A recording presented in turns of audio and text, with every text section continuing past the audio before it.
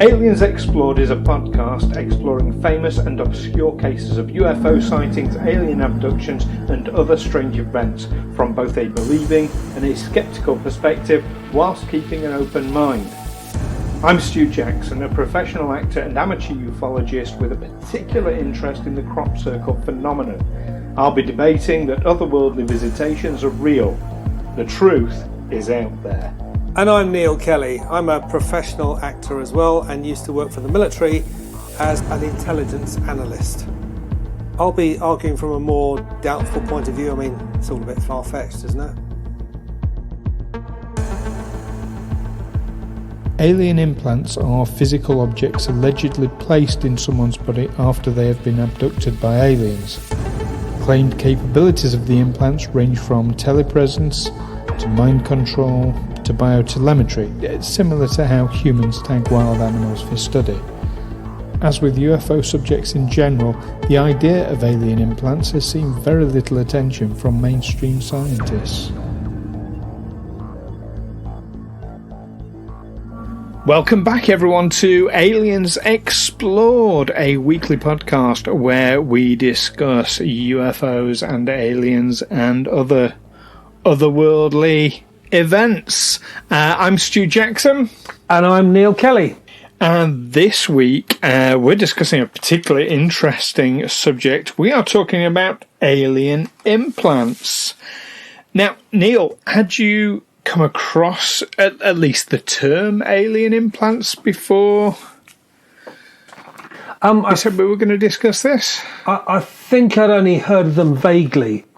I think I'd heard of people who claim to have been abducted by aliens, also claiming that the aliens had implanted something into them, a tracking device or a mind control device. These, of course, the people who have to wear tinfoil hats to stop the alien signal transmitting to the thing that they've implanted into their head and controlling their mind. That's what I'd heard about it. So I had a bit of a read on what's been called alien nanotechnology, which is about tiny foreign objects being removed from people's bodies.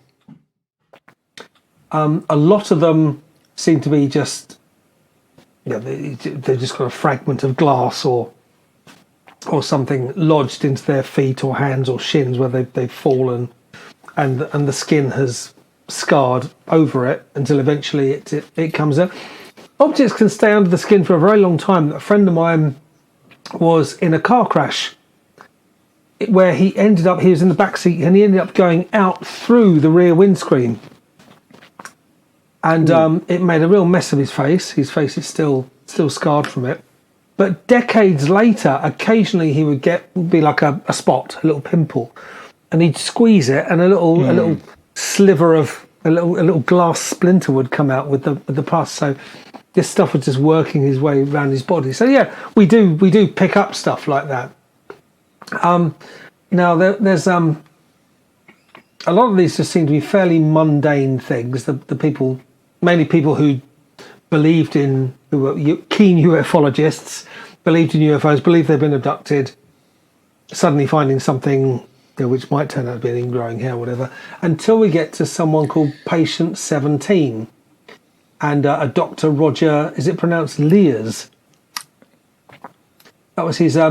Lears, Dr. Lears, Dr. yes, Lears. indeed. Well, I think just to pick up on something you just mentioned there, I think there's an interesting parallel between the alien implants, from what you just said, and kind of UFOs in general. UFOs, as we know, stands for unidentified flying object. All right, it's when taken literally, it doesn't imply aliens, it doesn't imply otherworldly visitors or anything like that. It is literally just an object in the sky that we don't know what it is. Well, now, if you take it at its literal, if you take it as its literal meaning, if you're a radar operator, you say, well, there's something on our screens that we can't identify. But I think when lay people talk about UFOs, they do mean aliens. They do, but here's the thing. I think many UFOs, I'm even going to go out on a limb and say probably most UFOs are mundane in origin. They're terrestrial in origin. They're explainable, perhaps just not at that moment. But it's it's kind of the core of them. It's the small number that can't be explained away terrestrially, or with a reasonable certainty of it being something from Earth. And it's the same with alien implant. Like you say, we do pick up these things. You know, I mean, if you work in, and you know, I've known many people work with sheet metal, and yeah, you get metal splinters and bits of filing sort of get into cuts and under the skin, and yeah, it can be years later they work themselves out. And yes, I think many cases where people have these implants, or I'm saying implants, like they've been put in, where people have these foreign objects inside them. Yes, I think that, and again, going out on a limb, I'm going to say the majority probably are mundane, are rational, are of terrestrial origin. But in just the same way as UFOs, it's this small amount that are beyond explanation. And Dr. Liz, now Dr. Liz is an interesting character. He's worked with a lot of people with these implants. So yeah, sorry, I didn't want to stop your train of thought, but I saw that parallel with what you were saying, and I thought that was an interesting. It's worth mentioning, yes, there are all sorts of people out there who claim to have been abducted by aliens, that they've had something implanted into them, which when removed turns out to be very mundane and terrestrial in origin, a shade of glass. Or my sister-in-law got a bit of, it was a fragment of a CD in her eyeball. I think a broken CD in the road, a truck went over it, a splinter flew up, which she didn't know what it was. But as a truck went past, something flew up and went in her eye, and it took them weeks to find it. She saw all sorts of specialists who could see nothing.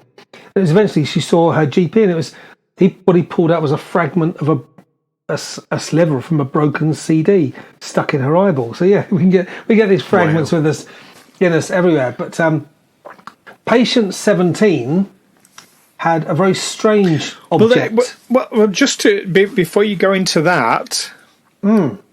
Before you go into that, there's another side to this that actually I think it bears out discussing, because we've talked about all these mundane things. How many times do you think there has been something extraordinary, something not mundane, that has been passed off as being mundane, kind of like the opposite of the you know, people who, oh, I believe the truth is out there. Oh, look, there's a duck that I can't readily identify as a duck flying through the sky, so it must be a UFO. It must be you get those extremists, but you also get the opposite extremists who will see something really strange and otherworldly and ascribe a terrestrial explanation to it, even when it's not warranted. And I wonder if that's the case with some of these implants as well. If some of them are just being passed off as, oh, it's probably just a metal splinter.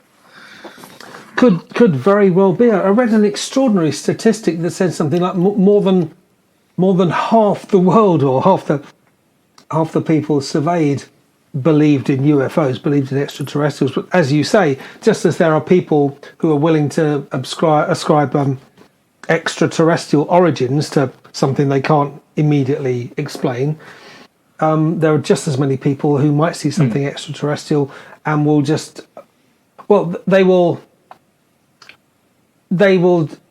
just find something that fits.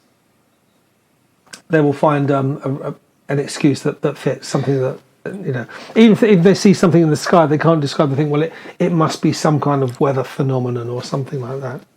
Something I don't understand. Yes, but not extraterrestrial. It's just something a bit odd. Yeah, or even to the point of saying, I've no idea what that is, but I know what it's not. Well, how can you know what it isn't if you don't know what it is? Yes. But I think, it's a lot like politics. People have their opinions, and then they go out of their way to just confirm the opinion they've already got. And I read that same statistic that more than half of people, I don't know, it's probably half. Or somewhere thereabouts. I mean, it's such a binary that, you either believe in UFOs or you don't. I could believe half. I don't know about more than half. Well, I think there's an awful lot of rational people who are on the side of less than. Well, I think if you put it to most people... and why not? I'm a rational person. Yeah, but I mean, if you put it to most people, especially someone with a scientific background, and say, do you really believe that this planet, of all the billions of planets, millions of solar systems, millions of galaxies in the universe, that this is the only one with any kind of life on it? Do you really believe that? And the only one that's developed any kind of capability for leaving our orbit, leaving our planet, albeit not to go very far, or certainly not in man travel. Well, do you really believe that? I think most people, if you rationalise it, they would say, well, statistically, there's bound to be life elsewhere in the universe, somewhere. Yeah, but it's not just a question of life, is it? I think we might have mentioned this on a previous episode. It's not just like, I think the idea of life elsewhere in the universe is pretty much guaranteed now. Statistically speaking, it would be incredible if there isn't. It would be beyond belief. Yeah. But it's not just life, it's intelligent, sentient life. It's intelligent, sentient life that is technologically advanced enough, like you say, to leave their own planet. But technologically advanced, not just to leave their own planet, but to travel the incredible distance. I mean, our nearest planet is a ridiculous... I mean, so it's breaking the light barrier that's the issue. If we're talking about alien civilizations in our galaxy at this moment in time on other planets getting here, well, either they have found a way of breaking the light barrier, which is problematic at best, or they come from somewhere else. They come from another dimension, or through a wormhole or something like that, or or time travel, or which could also be a thing for light speed travel. But we're not quantum physicists. Time travel would be necessary if you're going to travel. I mean, two things I read. One, if you're going to travel interstellar, going to travel from one star system to another, if you can't travel at the speed of light, don't bother setting off, because it will take generations to get there. And secondly, you will need some kind of time machine, which Stephen Hawking himself said is perfectly possible, with the restriction that if you built a time machine, it wouldn't be possible to go further back in time than before the time machine was built. So if you travelled a long way into the future, you would be able to get back to the present day with your time machine. And you would need to, because if you travelled at light speed, suppose you travelled to Alpha Centauri, which is, what is it, a light year away? I think it's 1 light year. And then... the nearest actual planet to Earth is 4 light years away. Okay, suppose you travelled to this 4 light years away, spent a bit of time there, then travelled 4 light years back. Well, you might have, in your time, you might have experienced 9 years, but when you get back to Earth, you might find that's been experienced as 90 years, because of the way that time changes as you go, the speed. It's quantum physics, which I'm not going to understand. Well, that's the... if you're going to travel, theory of relativity, isn't it? Yeah, if you're going to, it's relativity, it's quantum mechanics, well, quantum mechanics, I know, is the study of the way objects behave at the speed of light or close to the speed of light, and time works differently. So although you might have been gone 9 years on your journey to the nearest planet and back, by the time you get back, the people who were waiting for your report would be long dead. Because, I don't know, a much greater period of time would have passed. Your children will be, old age pensioners, or even their children will be old age pensioners in that 9 years you've experienced. So that's when you would need the time machine as you return to take you back to somewhere near the time when you set off.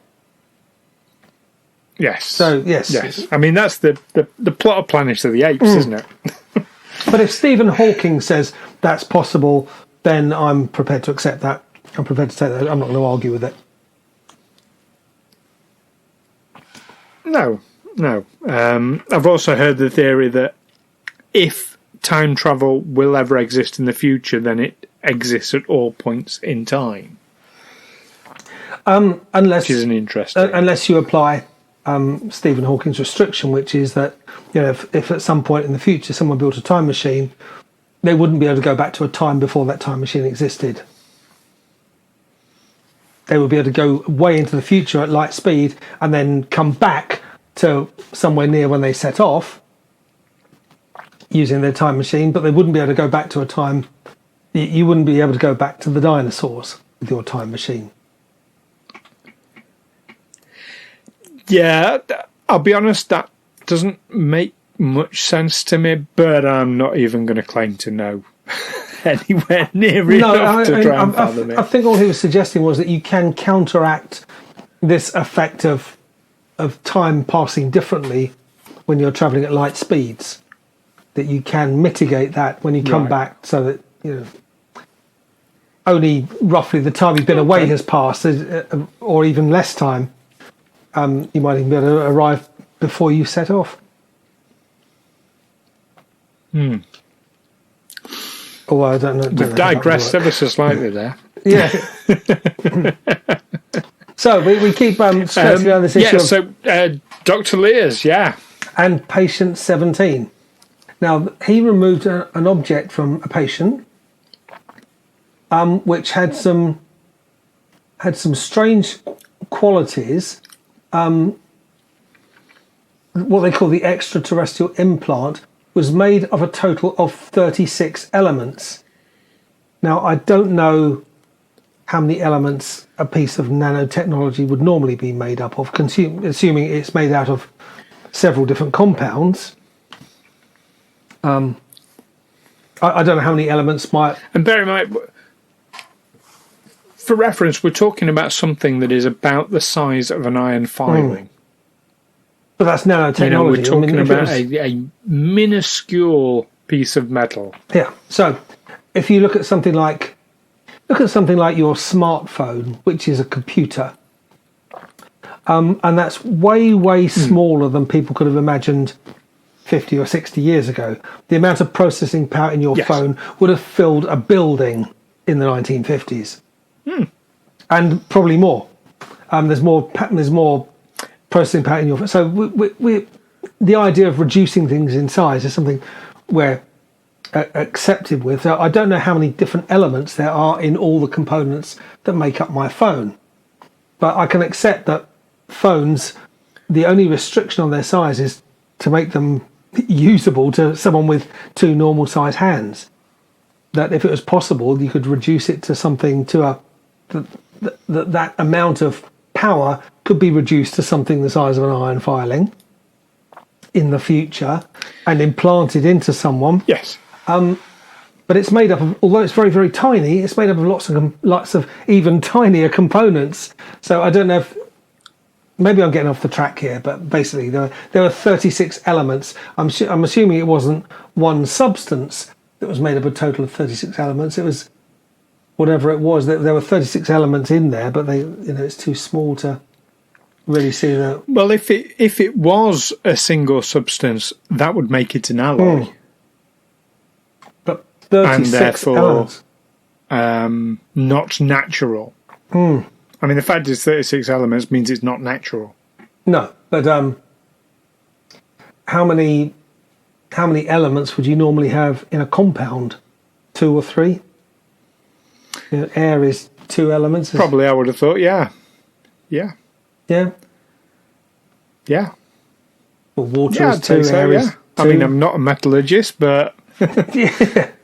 I don't know how but many you elements... wouldn't expect 36, not in something like you're talking millimetres in size. No, you wouldn't expect 36 different elements. Yeah, it said Dr. Lear also shared in his documentary how the isotopic ratios of zinc-64 and zinc-66 would indicate that these elements could not have been made possible from elements found here on Earth. Yeah. The case against that, of course, is that Dr. Because of Roger Lear... isotopic decay. Yes, because of isotopic decay. But the argument against that is also Dr. Lear was apparently very stringent when it came to sharing his research, which never sits very well in the scientific world. Which is... okay. So is that effectively saying, well, he claimed to have found this thing with 36 elements in it, including this improbable mix of zinc-64 and zinc-66, but refused to show it? Said, no, I've got it hidden away somewhere. I've got it tucked away and you can't see it. Well, I'm putting myself in his shoes now. He's discovered this, and he would want to keep it as protection, basically. He wouldn't want to, if you're stumbling onto something, if you've got the smoking gun, you're not going to put it out for the world to just do whatever it wants with it. You're going to need that for your own protection. Yeah. But, to get this information about it being 36 elements, to get the isotopic ratios, he's not working on his own. And there would be lab reports and what have you. So it's not that his story hasn't been corroborated by credible people. It has. Every step of the way. Yeah, but he really well.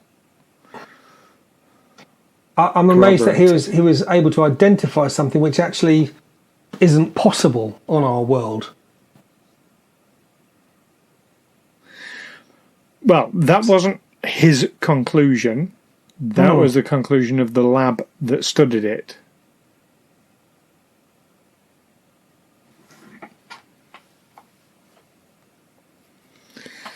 It's like when they do carbon dating on things. The way they do that is they know what's happened in the history of our planet, kind of in terms of the atmosphere and things like that, and those things have an effect on the materials on this planet. If, let's say, it's why you can't carbon date meteorites, is because they haven't been exposed to our atmosphere for long enough to actually get a proper reading, or they might have been affected in an accelerated way or decelerated way by other factors. So, I think it's of a similar sort of thing to that, as I understand it. So, yeah, it can show, there are ways of showing that something did not come from this planet. I don't think it's terribly difficult. No, but of course, there are things that come from outside this planet. I mean, we get meteorites and comets. I think most of them burn up in the atmosphere, but occasionally they do strike, and they will bring extraterrestrial material with them. And it might shatter on impact. That could leave stuff lying around that someone could get lodged into. So I don't think it specifies where patient 17 had this implant. It was in his leg. In his leg, yes. Yeah. It was in his leg. But I mean, patient 17 is a very, very, very famous case amongst ufologists. well, I think a film's been made about it, hasn't it? Certainly books have been written about patient 17. There's a documentary, The There is a documentary. I've forgotten the name of it now. I know I saw it some time ago, but yeah. Yeah.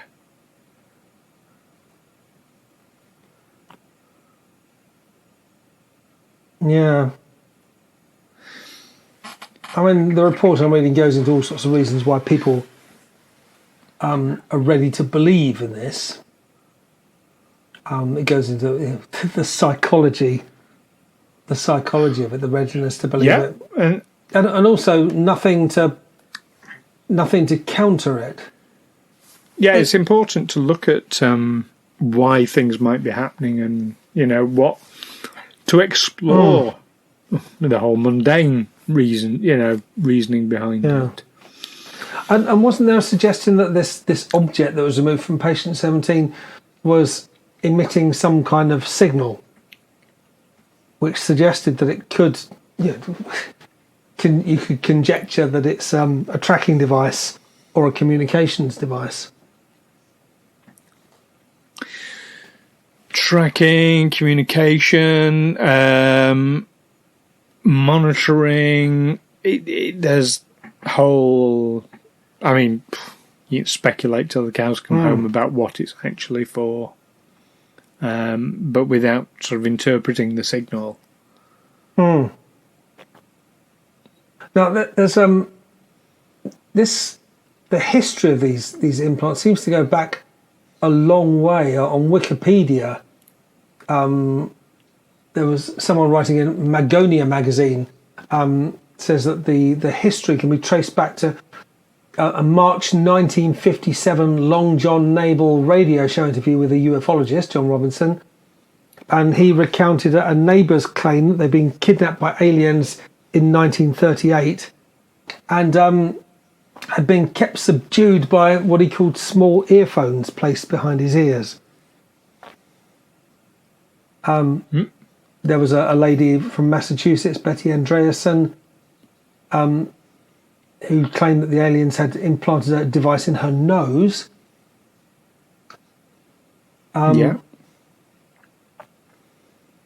Someone else, John E. Mack, in his book Abduction, Human Encounters with Aliens, he examined a small wiry object between 1/2 inch and 3/4 inch long. I mean, like an ingrowing hair. Given to him by a 24-year-old woman who claimed it came out of her nose following an abduction. So yes, it goes back to, well, as I say, it came into the media in the 50s, but people were coming forward saying they'd had experiences in the 1930s with these devices being implanted into them by aliens. I suppose in the 1930s,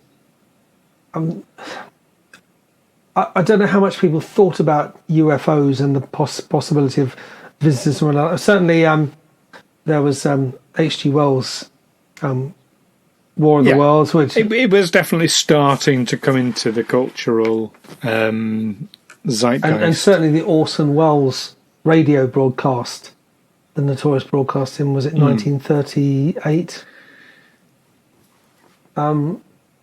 I can't remember when, but yeah, around that time, so the whole thing about aliens was a thing then. I mean, it became more sort of popular in the 1950s, the 1960s. If you look at horror movies from the 1950s, suddenly all the old Frankenstein, Dracula, Wolfman, they've all been replaced by monsters from outer space. It's the new supernatural. It was the new supernatural. Yes, the new bogeyman. I mean, it's one of the reasons why I'm very hesitant to use words like alien or spaceships, because there might be a different explanation, and it might be something that's been with us throughout sort of human history, just having different things ascribed to it, and just because we now think in terms of aliens from another planet and spacecraft and what have you, doesn't mean to say that is the right answer. No. That's why I like the word otherworldly. Yes, I mean, was it? I think it's, Was it the Roswell incident? Certainly in the 1940s, when a US Air Force pilot first described seeing a flying saucer, and that's when flying saucer first came into the kind of lexicon. And I suppose popular culture adapted to that, so suddenly all these spacecraft had to look like flying saucers.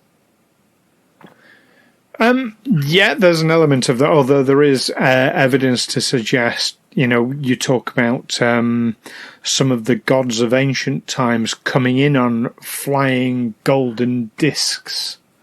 Right. Or, riding their shields down from the sky, or coming in on burning chariot. Yeah, anyway, but that's a whole, that's a different episode that we will be covering at some point. But I can see very easily the possibility that where we're talking about these implants, that they have been with us throughout human history, like so many other facets of UFO culture, like the cattle mutilations that we've talked about, like abductions, like crop circles, that there is just a historical precedent going back hundreds, perhaps thousands of years. It's only just now that we would actually be able to have an awareness of them culturally. An individual might pull a piece of metal out the leg, but if that's 1,000 years ago, they're not going to know how many elements it had. No. But they'll know it's something that they've never seen before. If they have the means... Pieces of metal, 1,000 years ago, I mean, swords, shields, armour, they had metal. So, it's much easier to ascribe a more rational explanation. But as you say, I got a splinter of metal. We might be more scientific and rational, but we're still superstitious. People still believe in ghosts, and where they would have attributed things to fairies or werewolves or whatever, and we now attribute them to either UFOs or mental illness, depending on which side of the argument you're sitting. Absolutely. Yeah. But what I don't understand is, it is very clear that these things exist, that there are a substantial number of them that cannot be explained rationally and reasonably.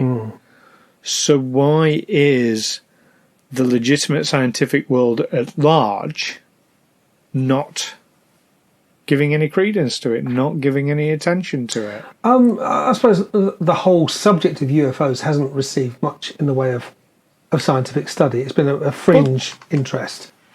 And perhaps take UFOs out of it. Forget that completely for one moment, and you just have this phenomenon where people have unexplained pieces of metal in their bodies. Well, that's worth exploring, isn't it? That's worth investigating. If you discovered a new element, or if you discovered a compound that had a whole new compound made of 36 elements or whatever it is. 36 elements, then, something ridiculous like that. Yeah, sure. There are scientific awards for that kind of thing. The scientists always want to be discovering something new or disproving something that's been accepted. That's how they roll. But I think anything suggestive of UFOs or extraterrestrial encounters, I can imagine there is a stigma attached to it in the scientific community. There absolutely is, 100%.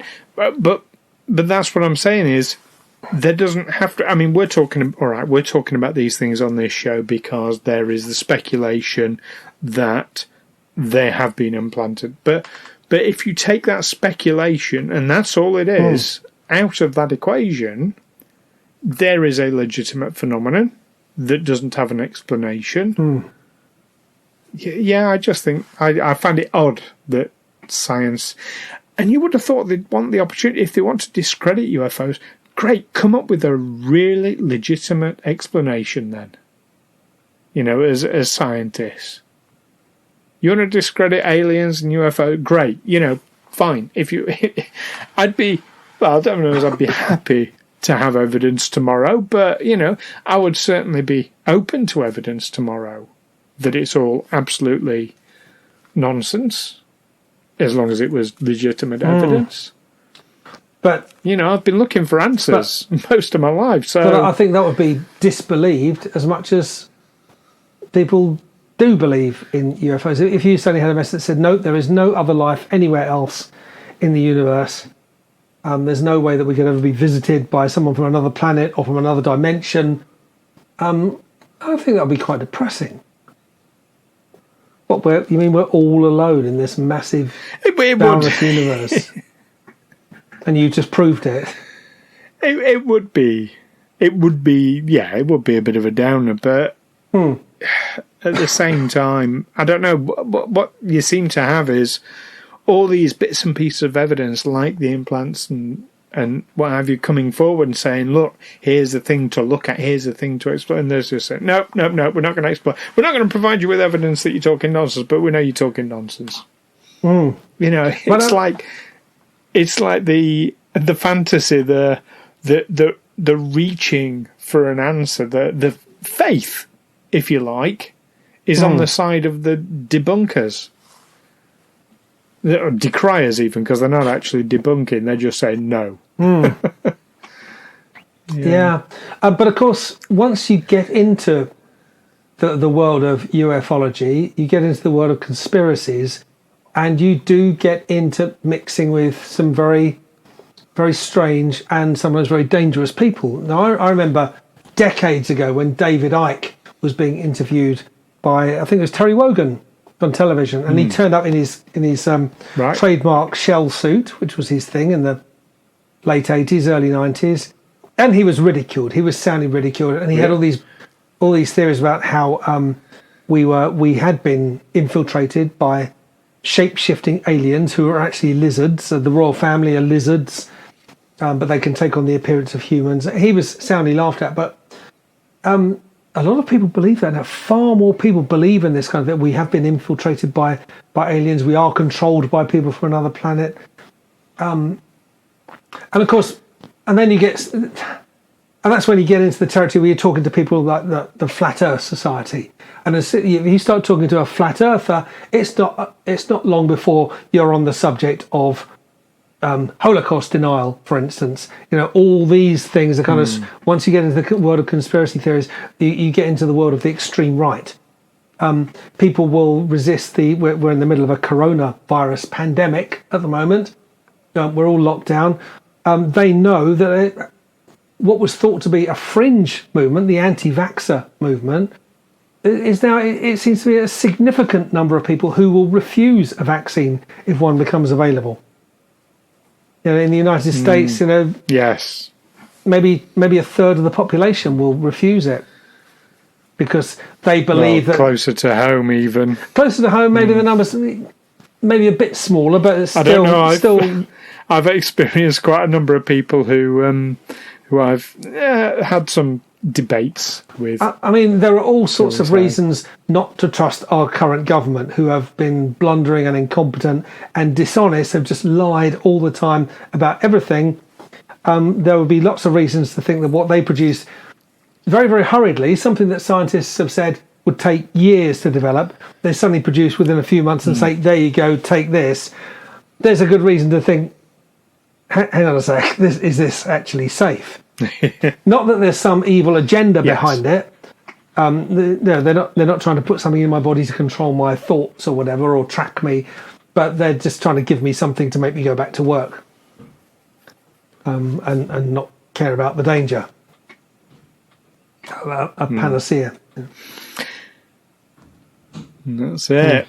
Well, we've gotten off track quite a lot there. So let's summarise our thoughts on alien implants. Now, as I said quite early on, I'm of the opinion that yes, there might be a mundane explanation for a lot of them, but there are enough of them, and there's an awful lot of cases. I mean, we sort of dwelled on the one case of patient 17. There are hundreds, thousands of cases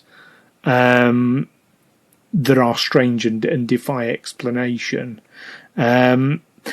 Whether they are tracking devices from alien abduction, I think there is an association with otherworldly visitors. I can definitely see that because there's too much coincidental evidence of people being abducted and then having implants, like claiming to have implants, and then being scanned and then them being found. But there's no way they could have known where it was without, imaging scanners and things like that. So there's too many cases of that for it to be a coincidence. I think there is a case to say that, a lot of them are otherworldly in origin. What's your take on it? I want to keep an open mind. I mean, I do accept that a lot of people have come forward. There's an awful lot of people out there who are ufologists who have, you might say, an interest, you could say an obsession with UFOs and all sorts of exotic things that go with it. They wear tinfoil hats. They will claim to have been abducted. They will claim to have been given alien implants. And a lot of these that will turn out to be a mundane splinter or maybe nothing at all. But yes, there are these few cases, patient 17 being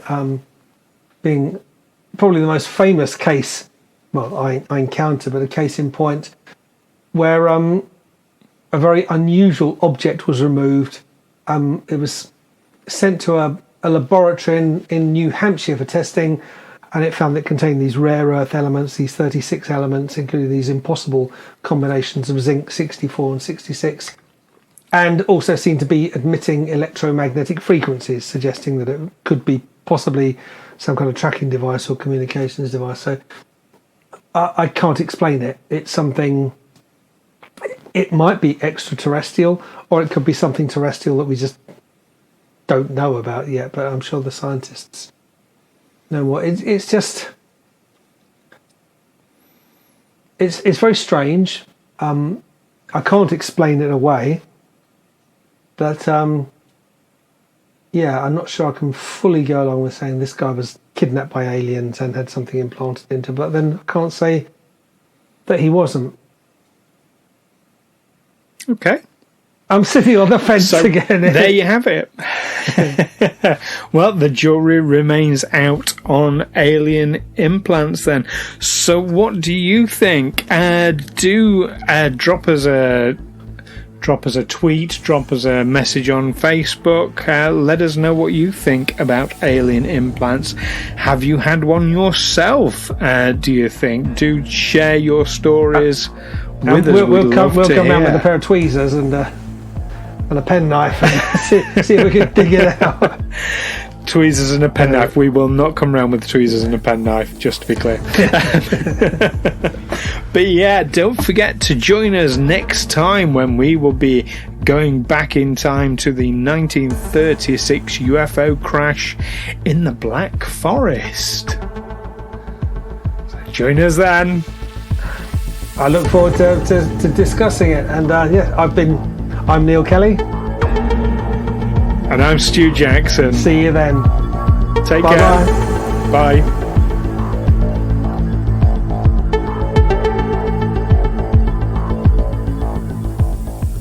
Aliens Explored is a Feagle Films production in association with Juicy Falls.